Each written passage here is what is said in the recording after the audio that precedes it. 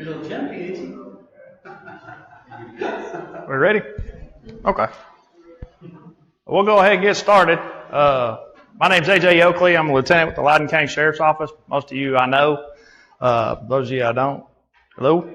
I've been with the Sheriff's Department for about 16 years. Currently, I'm the General Departmental Instructor for the department. It's just a fancy term for head instructor for the department. We're going to go over a little bit about domestic violence today. Just like in law enforcement, you guys arriving on scene, domestics are very dangerous, not just to you, but as well as law enforcement, because it's a volatile situation that you guys may be coming in for an injury or a fall that we may not know about. So what we're going to talk about today is some of the things that you guys might see or hear, or what might be going on there that can help protect you and also get us on scene quickly so we can handle the situation. You know, who often knows whether personal attack is inevitable? How many times have you guys been dealing with a patient and all of a sudden the patient strikes you for no reason? Or they're coming out of something or anything else? Sometimes it's unprepared. You can't really prepare for it. One of the funniest things that people laugh about is there was a time I was making an arrest on a domestic. The husband pretty much dotted his wife's eye. I put him in handcuffs, was walking him to my patrol car, and his wife decided he didn't need to go to jail, so she jumps on my back. So I'm trying to put her husband into the car for beating her up, and she's jumping on me, attacking me for arresting him. So that makes a situation really interesting. There's different things that we do. I know you guys try not to go into hot zones. If it's a call where they call for EMS, dispatch tries to do a really good job of at least staging you guys in the area. But how many times have you guys gone to a call and then end up calling for us to get our tails up there for you guys? You know, those type of situations, you guys know there's a possible danger in that, but yet you guys still are on the job. And like anything else, when you guys arrive on scene, you got to have some type of tactical mindset of what's going on. And you have to stay in that. You can't really get in a relaxed situation because just like you and I know, you just had this drug class. You're going there dealing with somebody that's on drugs, has an overdose or anything else. You're in a situation that, hey, you find out this person's been using meth here in the house, they're going to think what? They might call and tell law enforcement that, hey, you may want to come in here and look at this, or you may want to get up here. So you guys still have to have kind of a tactical mindset going into those areas. You know, and sometimes it's hard. I know I've been on a few calls where the patient's gotten a little bit rowdy, and sometimes they got a little bit. Sometimes they start attacking you guys. There's times where we've had to ride in the ambulances and everything else. This is something that can come on at an instant, especially in a domestic violence case. You know, and sometimes, we get hit. Do they know what they're doing? The patients? No, but in certain cases, there may be something to it. You're there treating a patient. You're there, somebody's fell down. You look at the type of wounds and stuff that they have, and it's just not making any sense. The person's not allowing the victim to answer questions. They're answering for them. There's a lot of stuff that's going on. This is some of the things that you guys can look at. Even though this is a police officers and domestic violence, this also goes pretty much across the board as far as responding. These are some of the things that you guys can look at. What actually constitutes domestic violence? Be able to identify the types of domestic abuse, understand the laws that govern domestic violence, and identify and become familiar with the injuries that are associated with domestic violence. The act or threatened act of physical, sexual, psychological, or economic abuse to maintain power and control over an individual by someone whom they have or have had an intimate relationship. Now it can also be anybody that you reside in a home with. It doesn't necessarily have to be boyfriend, girlfriend, husband, wife, brother, sister, mother, or daughter. It can actually be a roommate, so it's not just that. It's a pattern or course of control. It doesn't always start out in a vital situation or a volatile situation. It'll actually build up. It'll start usually with arguments. You have a honeymoon phase. Everything's great. Nothing's ever happening. Then all of a sudden, the violence starts. Once that violence starts, it progressively gets worse. And everybody's had the domestic class where you see the wheel, right? that honeymoon phase and the violent phase and starts going back around to the honeymoon phase and then back. And eventually it gets worse and worse and worse and worse and worse until what? Somebody dies. Whether it's the victim or the victim lashing out and killing her perpetrator, his or her perpetrator. Types of domestic abuse. It's mostly what we see as far as when somebody gets arrested, whether they're threatened abuse or threatened physical harm to the person. Emotional abuse. What exactly is emotional abuse? Browbeating. But what determines whether or not that's an emotional abuse? I mess up all the time, and my fiance calls me a retard every once in a while, but I deserve it. But is that emotional abuse? Not really. How do I feel about it? It's a safe place. Do I need my safety pin? But how many of us have ever been to a house where you just hear some of the most god-awfulest language being thrown around? In our opinion, is that emotional abuse? Is that there every normal day life? So the emotional part could differ between the person's opinion from another's. So that's one of the hardest ones to prove, that you actually have the emotional abuse there. I've seen order for protections come out where the woman she was threatened because her husband called her a horse face. Took out an order of protection. That was the reason for the order of protection, is that her husband called her a horse face. Now, but who's to say that I don't know that this woman is in fear for her safety? But in my opinion, I've been called a lot worse than a horse face. Did she have a horse face? I never even seen the lady, but that was in the narrative, is she felt that she was in danger because she was called a horse face. The psychological part. What are some of the reasons why domestic violence victims don't report their crimes? Fear? What part? What is their fear? Being alone? Make it worse?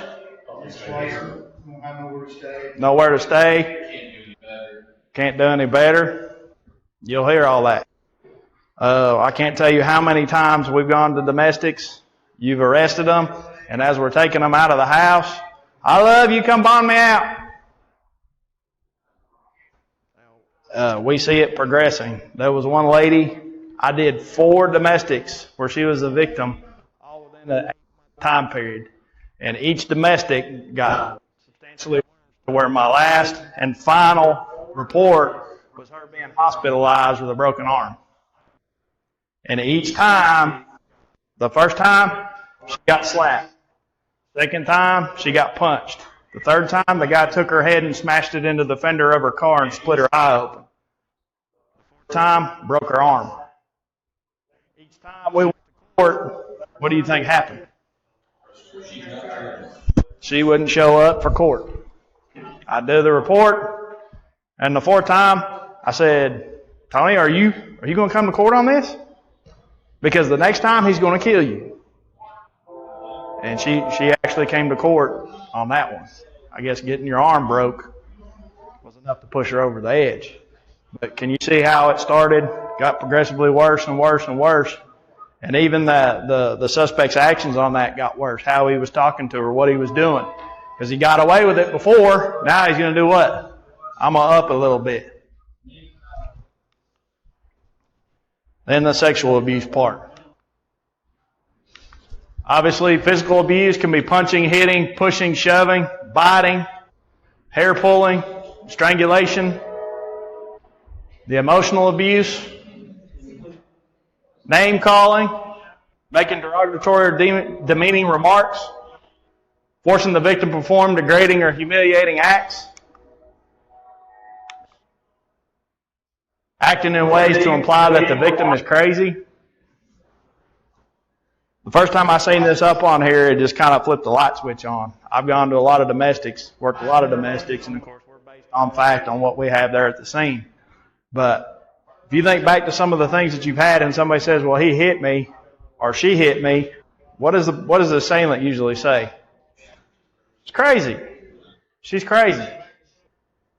You know, I had a guy that was hit with his wife got mad at him, had a hot iron one night, and then hit him right in the face with it. When I come to the scene, this happened in Fayetteville, North Carolina. When I come to the scene, seen him, you could see the outline of the hot iron on his face where she hit him with it. When I asked him what happened, he said, she hit me with, no, this was a woman that did it to him, wasn't a man. He said, she hit me with the iron. She got mad because I had to go into work.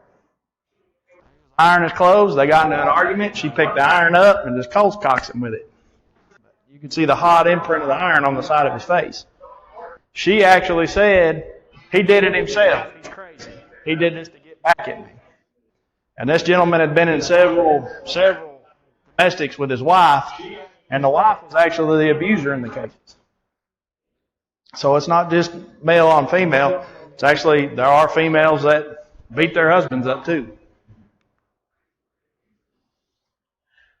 Psychological abuse involves all aspects of the emotional abuse plus at least one violent episode or attack on the victim in order to maintain impending threat of additional assault. You have that constant name calling. What? You get used to the name calling and nothing happens. Make a point. You punch somebody or the assailant punches the victim. Now what? The victim all of a sudden goes, he ain't kidding, or she ain't kidding. She will do what she says she's going to do, or he'll do what he says he's going to do. So now they have that psychological control. You know, do I have to tell you again? Don't do this, don't do that. You're not wearing this, you're not wearing that. You're not going out with your friends, you're not calling. You don't need to be around your family. I don't like them. All that type of stuff. And then you have the fear of being assaulted if you try to do any of that. So that's where the psychological abuse comes into effect. Destruction of property. Victims' personal belongings or family heirlooms. Killing or threatening to kill family pets. Breaking somebody's property or tearing somebody's property up. That's usually the quickest way a domestic usually starts. I had one on Bishop Road years ago. The woman accidentally stepped on the guy's cell phone and broke it. So to retaliate against her, he takes her stereo system and launches it into the front yard. Fair trade? And then that's when the fight started. So, you know, you have the destruction of the property to get it started. And it's part of psychological. You're going to do that? All right, I'm going to go tear up your stuff. A lot of us own stuff. I've got a lot of my dad's military stuff, things that are close, near and dear to my heart that can't be replaced. If somebody destroyed that, what would that be psychologically on a person? Family heirloom that was all of a sudden destroyed. So that causes a big part of it. Then killing or threatening to kill family pets. I've got 2 English bulldogs. They're just like my kids. They probably get treated better than some people treat their own kids. And you know, they're part of our family. We love them to death. They're expensive, just like kids. But if somebody threatened to kill them or tried to kill them, it would be just like somebody trying to harm one of my children. So you can see how that can be part of it. Sexual abuse, physical attacks on the breast and genital area, unwanted touching, forced sexual relations, and then marital rape. Strangulation. Injuries from strangulation, like many injuries from domestic, are undetectable. A lot of times when somebody gets upset, they're crying, they've been yelling, they've been screaming, what happens with their face and their neck area? It's red, swelled up, eyes are swelled up. What are also some of the injuries that somebody can sustain if they've been choked? Red, swollen, everything else. So it boils down to some of these injuries may be undetectable. You know, a lot of times if we've had an assault, I used to like going back about a day or so later to see if there was any bruises or stuff on the victim to make sure, you know, number one, to either validate the story or, you know, at least get more evidence of the bruising and stuff. One of the domestics we were on, We actually had a friend that called in and said, my friend was on the phone with me. Her husband come home, started screaming at her. She said she had to go. She wouldn't call her back, wouldn't answer her phone calls. So they asked us to go check. When we get there, we hear screaming in the background. We open the door, go in. He comes out. He says, everything's okay. I walk past him. I find his wife on the ground. He had a purse around her neck wrapped around and was choking her while we were at the front door. So he was using a purse strap. And all that was over an incident where she was talking to her friend. And he told her that he didn't want her talking to her anymore. So he was going to kill her. Signs of strangulation. Most of y'all should, I'm sure, know this a lot better than what I do. Neck pain, sore throat, hoarseness, loss of voice, difficulty swallowing. What's another problem with that? When somebody gets upset, they've been crying. What do they have? Sore throat, hoarseness, loss of voice, difficulty swallowing, neck swelling. Scratch marks, tiny red spots, red linear marks of bruising, lightheaded, head rash, fainting or unconsciousness, nausea or vomiting. More signs. Obviously, if we see rope or cord burns, usually TBI would call that a clue that somebody was being strangled. Loss of bodily functions and miscarriages. If we know that there's been strangulation occurs, that actually makes the domestic violence is a misdemeanor. That'll actually make it a felony. That'd be aggravated domestic violence. So it actually increases the penalty for it. Anytime, especially if they've had injury to the neck area, we're more likely going to call you guys to come check the person out to make sure that they're medically cleared, or if they need to go to the hospital. Different types of strangulation. Most of what we see is manual strangulation. They get upset, the fight goes on, somebody grabs somebody by the neck, pushes them up against the wall or pins them down to the couch. Every once in a while we'll see ligature. Hadn't really seen a whole lot of hanging strangulations in domestics. They do occur, but most of what we see is the ligature and the manual strangulation. A lot of the carotid artery, most common, 11 pounds of pressure for 10 seconds. It's unconsciousness, but can be regained in 10 seconds if the pressure is released. Anybody in here watch MMA fights? These are rear naked choke by putting pressure on. We don't use those in law enforcement unless we have a deadly force situation, but it doesn't take very long if applied correctly to knock somebody out by cutting off the circulation. And then usually sitting them up, giving them a good blow on the back will actually wake them back up. You can actually, in 20 seconds, knock somebody out and then revive them again. You never see it happen. It's actually kind of funny. The jugular vein, second most common, 4.4 pounds of pressure, completely obstruction. The tracheal, 33 pounds of pressure, fracture of the tracheal and death.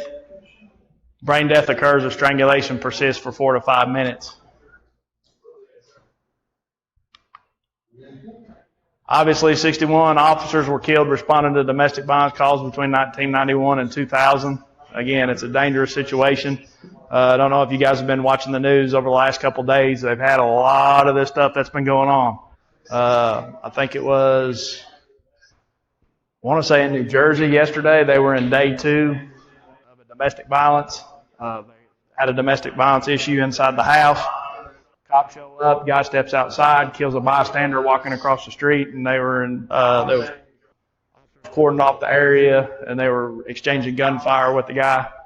I still hadn't found as of last night, they were still in the middle of it. So I'm not sure what happened. A lot of officers get assaulted. I meant to ask, do you guys have anything as far as paramedics or firefighters that tracks your guys' injuries and stuff? Just about an article. About 3 months ago, that had all the numbers and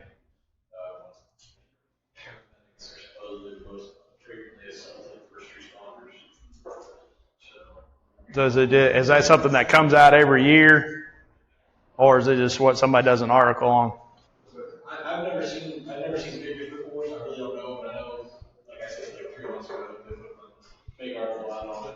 It'd be interesting to find out what those figures are. It's not to us, it just happens, it's not a big deal. Yeah. So, I mean, unless you're like, our can't work, we just move on to the next one. Yeah. The FBI tracks our numbers. Like if somebody assaults us, punches us, kicks us, that gets reported to the state then reports it to TBI. That's where you get the numbers of 56,000 officers. But a third of those numbers in 2000 were domestic violence calls. So quite a bit. And these are just the departments that reported. Majority of the police departments in the United States do not report this information.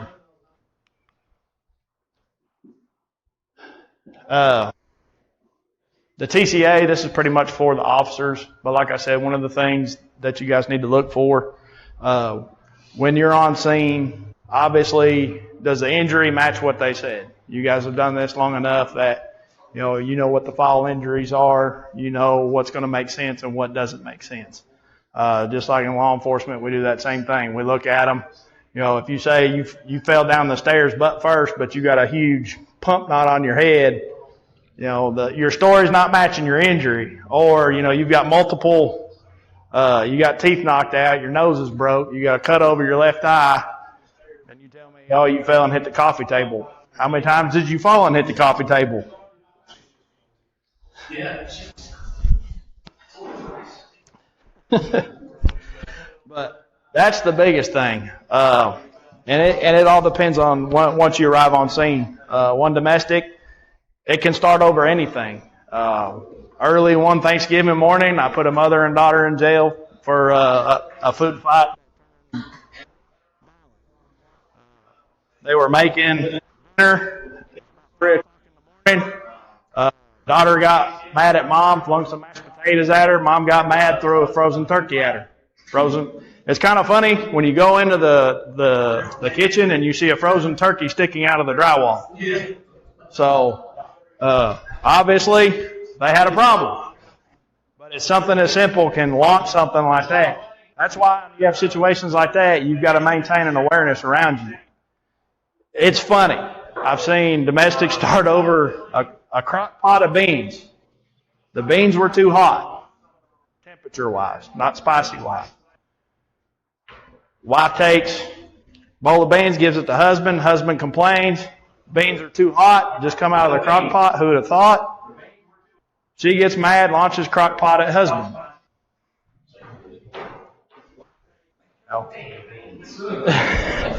I believe that's what was said. But when you go in, especially when you guys are called, think about what happens, especially when we have some of these overdose cases and everything else. Have that mindset of what's going on around you. Don't just try. I know you guys have to take care of the patient and everything else, but if you guys listen to that, the hair standing up on the back of your neck or that gut feeling, if you guys feel that there's something else to it, call us. Call us. Get one of us out there. We don't care to respond. A lot of times we try to do as best as we can. If we're in the area of a medical call, we'll stop by just to make sure you guys don't need anything or anything else like that. But listen to those feelings. If something's not right, call us because there may be something more to it. Talking about when you have your violators will try to give you guys all your information. How many have had that before? If you got somebody that can talk on their own, but there's one person that won't let that person talk. That right there should raise a big red flag. Why?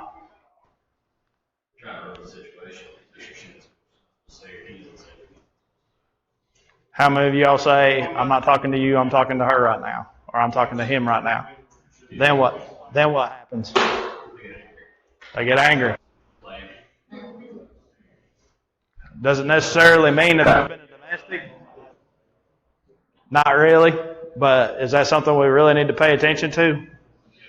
If that person can answer on their own, then we need to hear that person answer. We don't need Joe Bob or Mary Jane over off to the side giving us the answers to the questions. So that's one of the things. We already talked about they're going to say they're crazy. Well, they fell and hit their head. Y'all need to listen to that. I heard some tone. Is that? Okay. But I'm the director.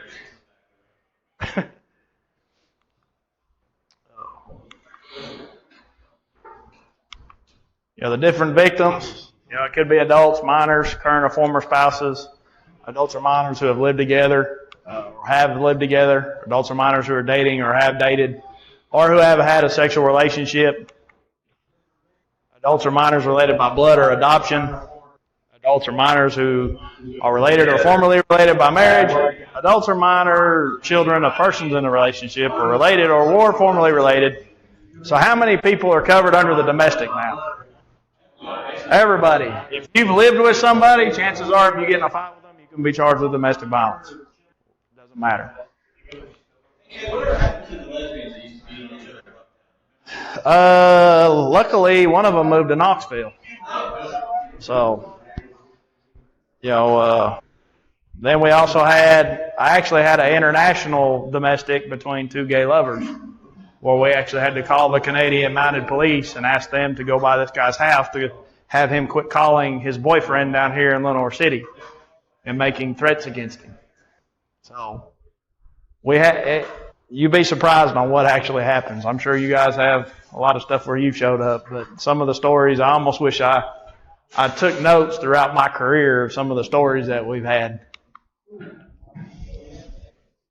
Obviously, if there's anything involving a firearm, hopefully we're called first. But obviously, if you get on scene and you see something like that, what's your guys' protocol if you get on scene and you've had something like that? Do you guys back out or? It depends. Danger,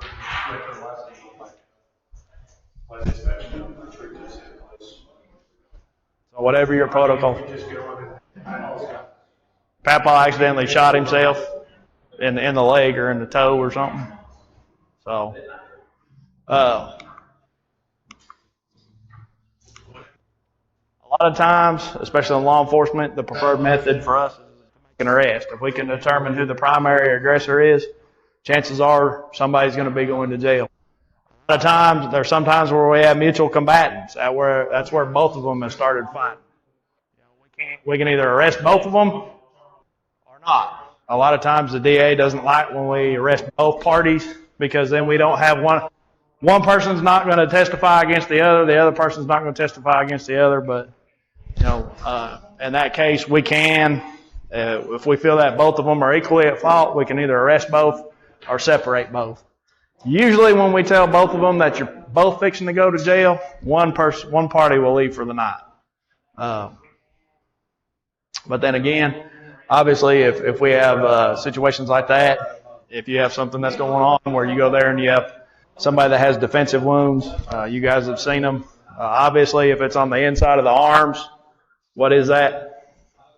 From holding their hands up, blocking, you'll see bruises or cuts to the arms.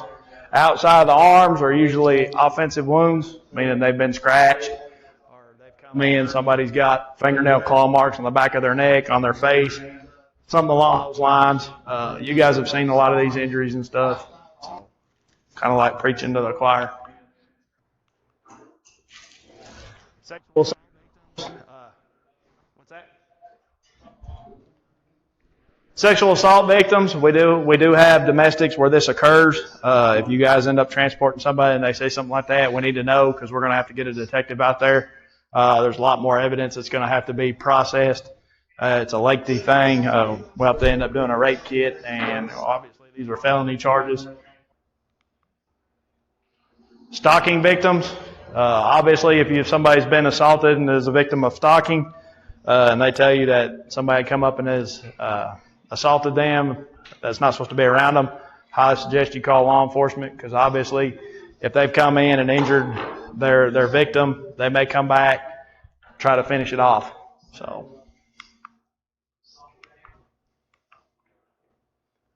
And one of the things with the domestic violence, by law, we have to notify the victim once their assailant gets out. That's the same thing. If you guys get involved in something and you know who the assailant is and you've seen them there, A lot of the times in domestics, they have bond conditions where they're not supposed to be around them. Obviously, if you've treated somebody who's been injured in a domestic and you see their assailant with them, you may want to contact law enforcement. Let them know, because a lot of times, 9 times out of 10, they have a no contact order as part of their bond agreement. And it goes back to the whole thing we talked about earlier. Oh, I love him or her, bond them out of jail. They didn't mean it this time.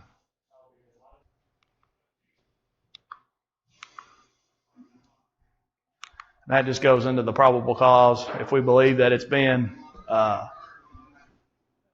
if we can determine who the primary aggressor is, that's who is usually going to go to jail.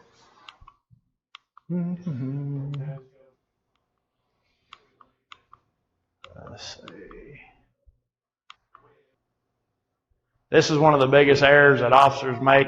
They threaten or suggest otherwise indicate the possible arrest of all parties. Sometimes we say it and not even know what we're doing.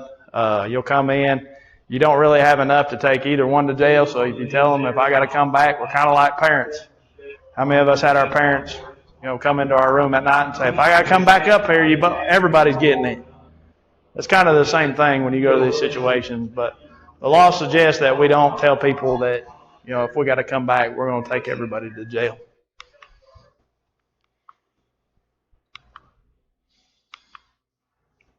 A lot of times, this is actually part of the TCA, we're not supposed to make an arrest on the consent or request of the victim.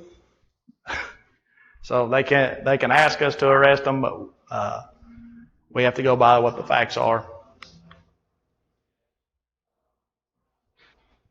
And any time that we're involved in a domestic, doesn't matter if it's verbal or physical, we have to file a report, and that report gets tracked through our timers.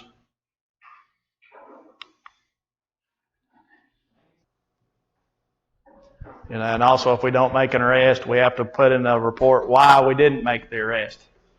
And the reason why we do that is because eventually, one of these type of situations, if it becomes really violent and there's a death that occurs, then we have to dot our I's and cross our T's on a lot of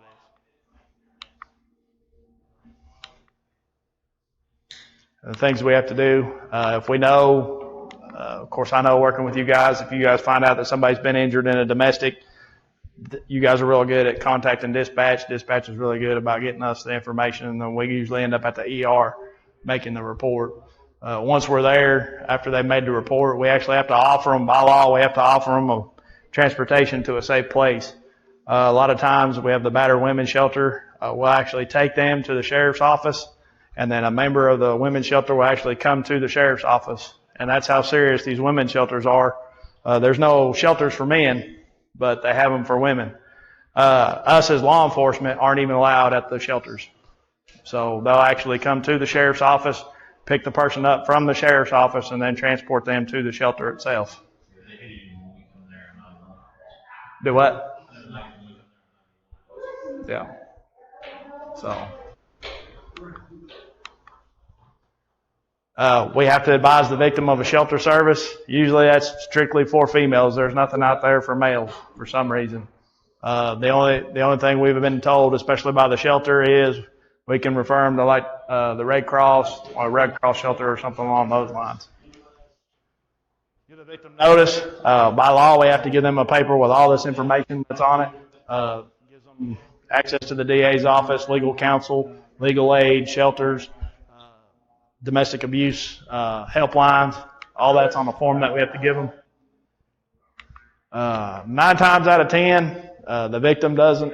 When we prosecute a domestic, it's the state prosecuting. The victim is a witness. So that keeps them from going in and dropping charges if we have a domestic violence case. They can swear out. If we find that there's not enough evidence to determine who the primary aggressor is, we can actually give them a copy of the OCA or the case number, and they can go swear out warrants against their attacker. Usually, like I said, 9 times out of 10, if there's enough evidence that shows who the primary aggressor is, law enforcement will make the arrest. Of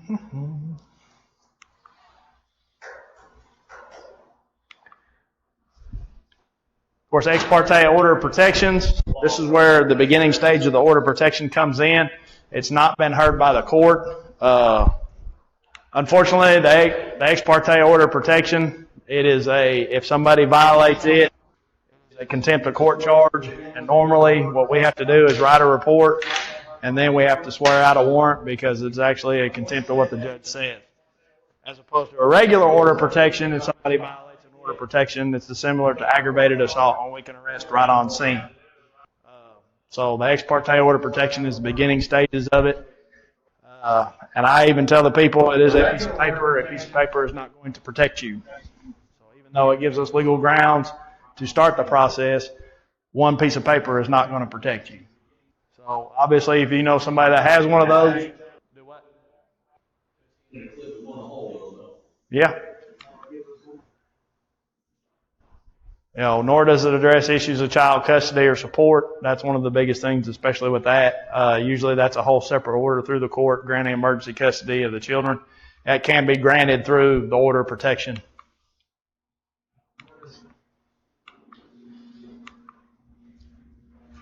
Hearing usually occurs within 10 days after receiving the order.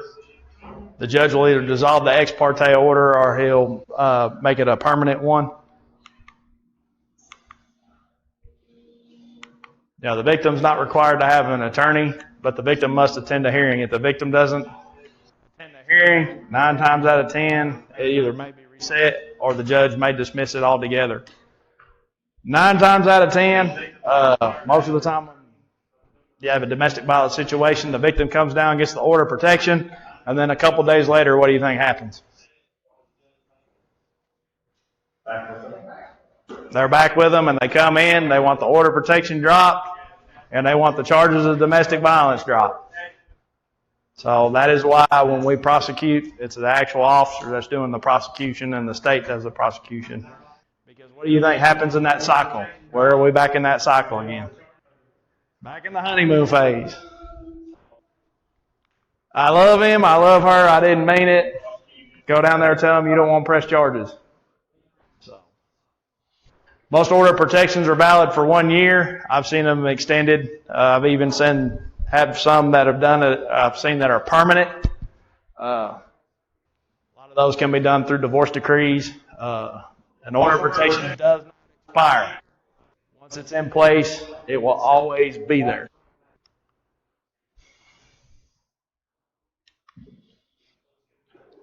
Again, the scope of it, the protection are granted to protect the petitioner from domestic abuse. May include but not limited to. It goes into everything that basically when that person files the affidavit on the complaint, they list, can't come around their house, can't come around their workplace, can't harass them, can't harass their family. Long list of things that's on there. It even includes third party. A lot of people think, well, if I don't do it and I have my friend call and start harassing them, telling them information, everything else like that. Now, especially with harassment laws, if you have somebody, a third party, contact an individual that doesn't want to be contacted, the third party person can now be charged with harassment. So, as before, it would go back to the person that started it. So, like, if you had Bob who was mad at Mary, but Bob had Susie contact Mary and started harassing her on behalf of Bob, now Mary, here, Susie can now be arrested for harassment as before it went back. So that's one of the changes in the laws. Again, goes into everything now from telephone and contacting, social media now, any type of electronic communication device is what it's in. Stalking, still the same thing. Let's see. The custody stuff. A lot of the times, especially when we have domestics involving children, say, we have a parenting plan. Just FYI, a parenting plan is a civil contract and is non-enforceable by law enforcement. So basically, if you have two parties that are fighting over the kids and they say, well, this is my weekend to get them, unless I have a court order signed by a judge that says, Mr. Smith gets his 2 kids on this day, you need to make sure, and that court order says that I have to take those kids and give them to Mr. Smith, there's nothing that we can do about that. And a lot of people get mad at us because that person is violating that parenting agreement, but that parenting agreement isn't an order to law enforcement to take the children. So it's one of the things that a lot of people think. It's a parenting agreement. Parenting agreement, yes, it's agreed upon in court, but it is not a court order.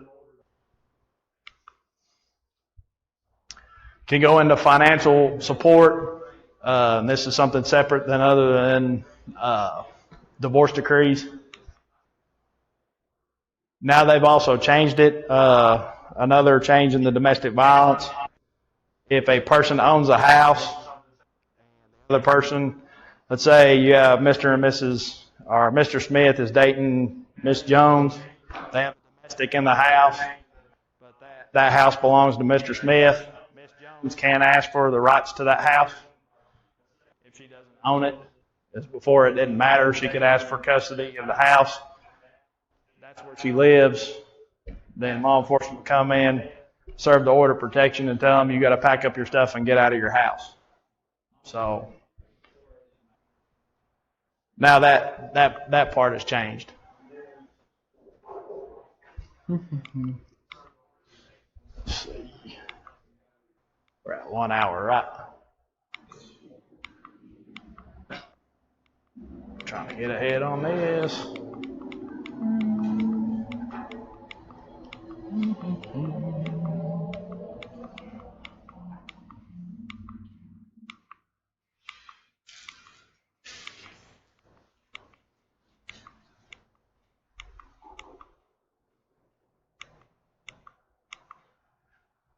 Going back to especially documented evidence, if you guys end up on scene, I know a lot of times you guys have to do your job, but if you see something that most of you have worked around with us for quite some time, and you know the type of evidence that we'll collect, if you guys see something that might be helpful to us in an investigation, try to do your best to preserve it, or at least let us know where it is.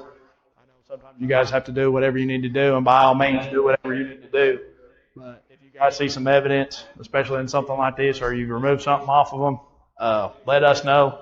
Like I said, working with you guys, I worked with some of you guys for a long time. You guys do an awesome job. If you hear anything, any statements being made, obviously we may ask you about the injuries or stuff they may have, or any of the damaged clothing, whether it was torn or before. Or if you guys had to cut clothing off of somebody, but you seen the front of it was tore up, just let us know what's going on. Then obviously, most of you, if you find a weapon on the person, they usually do a really good job of telling us they got a weapon. So, any statements, spontaneous utterances, excited utterances. A lot of times people talk to you a lot faster than they'll talk to one of us, or they'll tell you guys information that they won't tell us. Injuries, typical assault wounds, defensive wounds, offensive wounds. The typical assault wounds, recurring injuries, bruises, combination of old and new injuries. You guys are medical professionals. You guys know the stages of the bruising and stuff like that. Obviously, if it's in the same area, or if somebody gets a call for abdominal pain and you guys look at their abdomen and you guys can see the different stages of bruising, that may be something that's going on where they're being struck. A lot of times people in those type of cases of chronic abuse will hit them in areas that's covered by clothing. Why? So it's not easily visible. If you dot somebody's eye, everybody can see a bruise on the eye, but if you punch somebody in the stomach or in the back, unless the only way they're going to see it is what?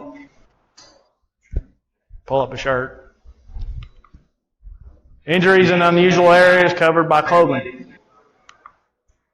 Burns in unusual places, injuries to head or face, spongy scalp, signs of strangulation, all this stuff you guys could probably teach me about. Defensive wounds, injuries that are stained where a person is trying to defend themselves. Wounds can either be on the victim or on the offender. Remember, obviously, if they're covering up, they're usually going to have wounds to the inside of the arms. Obviously, if they're defensive wounds, injuries to their knuckles, scratches, bite marks, offensive wounds that are sustained when attacked. Injuries can be either on the offender or on the victim as well. Different offensive wounds: broken nose, stab wounds, black eyes, gunshot wound. Offensive wound: gashed knuckles, bruises, cuts. And obviously you guys aren't going to be taking photographs of the wounds and stuff. Any questions about domestic violence? Anything at all? No? Awesome. If you love the class, my name's AJ Oakley. If you hated it, it's Billy Hall.